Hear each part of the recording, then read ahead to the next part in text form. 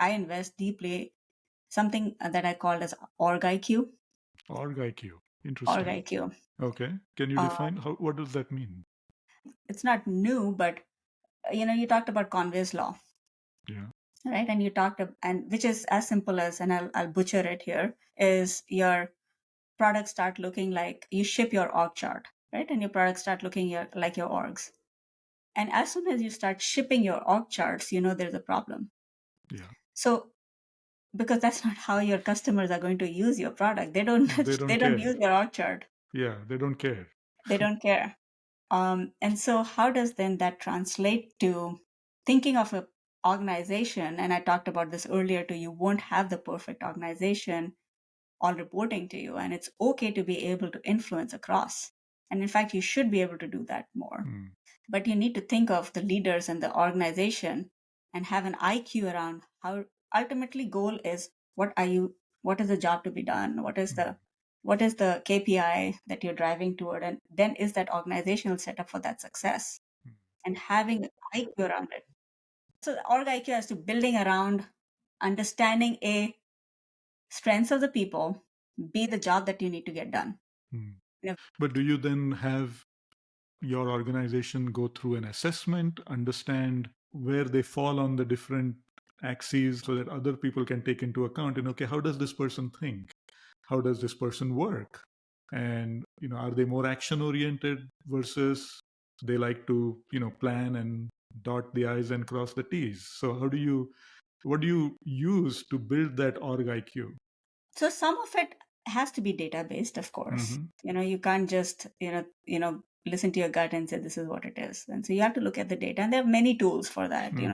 Unfortunately, unless you're building a team from scratch and Yeah. the surrounding teams from scratch, you can't just put in, okay, this is the ideal team setup, and these are the exact profiles I want, and this is Mm-hmm. exactly how my team is going to be.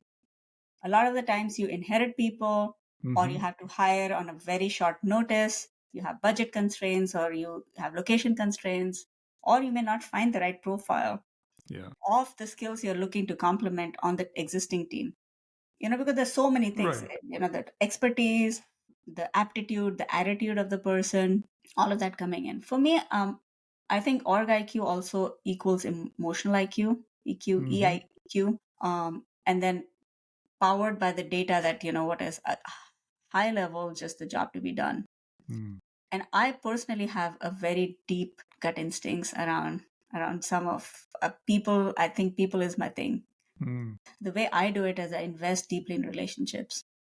And sometimes people are like, why is she sharing so much? And why is she Mm. wanting to tell so much about her? I'm not asking you, I'm just telling you who I am and how I behave and how I operate. And I'll share.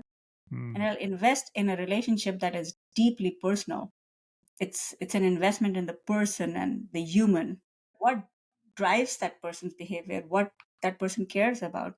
And I Yeah. think if you do that at your team level and knowing the person behind that job, again, no best friends, but hey, you have some considerations, and you have family considerations, and you have maybe some needs in your house that need to be taken care of, and you may be Mm. the primary and the only person, caretaker, caregiver, whatever, right? Yeah.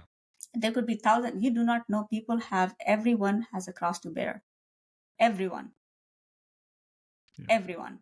And I have had changed relationships by knowing that person, and you won't know their cross 100%, and they'll not Mm-hmm. share with you.